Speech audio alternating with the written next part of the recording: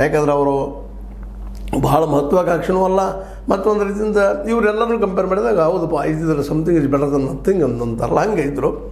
ಸ್ವತಂತ್ರವಾದ ಮೀಡಿಯಾಗೆ ಬೇಕಾಗಿರುವುದು ಸ್ವತಂತ್ರ ಧ್ವನಿ. ಆ ಸ್ವತಂತ್ರ ಧ್ವನಿ ಉಳಿಸಲು ನೀವು ಮಾಡಬೇಕಾದದ್ದು ಇಷ್ಟೇ. ಅದೇನಪ್ಪಾ ಅಂತಂತಂದ್ರೆ ನಿಮ್ಮ ಕೈಲಾದಷ್ಟು ಸಹಾಯ ಈ ಚಾನಲ್ಗೆ ಮಾಡಿ ಹಾಗೂ ನಿಮ್ಮ ಧ್ವನಿಯನ್ನು ಕಾಪಾಡಿಕೊಳ್ಳಿ.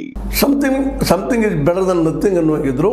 ಈ ಒಂದು ಕಾಲು ಕೂಡಿದ ತಕ್ಷಣ ಜೋರು ಹಿಡಿತು. ಈಗಂತೂ ನೋಡ್ತಾ ಇದ್ದೀರಿ, ಇದರಿಂದಾಗೆ ಸಹಜವಾಗಿಯೇ ಕತ್ತಿ ವರ್ಸಸ್ ಜಾರಕಿಹೊಳಿ, ಕತ್ತಿ ವರ್ಸಸ್ ಜೋಲ್ಲ, AB ಪಾಟೀಲ್ ಇವು ಕೂಡ್ಕೊಂಡು ಹುಕ್ಕೇರಿ, ಚಿಕ್ಕೋಡಿ, ಗೋಕಾಕ್, ಅರಬಾವಿ ಈ ಎಲ್ಲ ಕ್ಷೇತ್ರಗಳಲ್ಲಿ ಒಂದು ಹೊಸ ರಾಜಕೀಯ ಮನ್ವಂತರಾಗುವಂಥದ್ದು.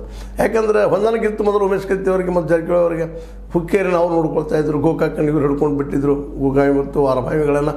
ಹೀಗಾಗಿ ಒಬ್ಬರಲ್ಲಿ ಒಬ್ಬರಿಗೆ ಮತ್ತು ಗೋಕಾವಿ ಭಾಗದಲ್ಲಂತೂ ಆಲ್ರೆಡಿ ಜಾರಕಿಹೊಳಿ ಕುಟುಂಬದವರು ಪೂರ್ತಿ ಅದು ಹಿಡಿತವನ್ನು ಸಾಧಿಸ್ಕೊಂಡ್ಬಿಟ್ಟಿದ್ರು.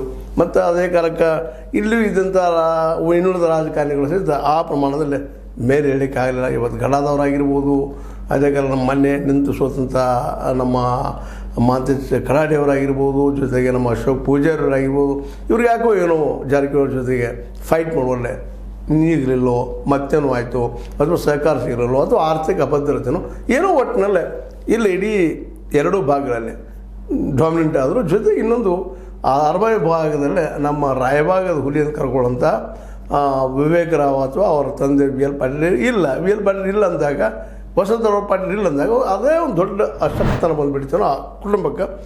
ಹೀಗಾಗಿ ಅವರು ಇಲ್ಲಿ ಘಟಪ್ರಭಾ ಶುಗರ್ ಫ್ಯಾಕ್ಟ್ರಿಯಿಂದ ಹಿಂಸರಿದ್ರು.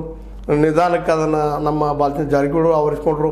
ಯಾಕಂದರೆ ಘಟಪ್ರಭಾ ಶುಗರ್ ಫ್ಯಾಕ್ಟ್ರಿ ಆ ಅರಬಾವಿ ಭಾಗದಲ್ಲೇ ಒಂದು ಇಡೀ ರಾಜಕೀಯ ವ್ಯವಸ್ಥೆಗೆ ಜೀವಂತಿಗೆ ಕೊಡುವಂಥದ್ದು.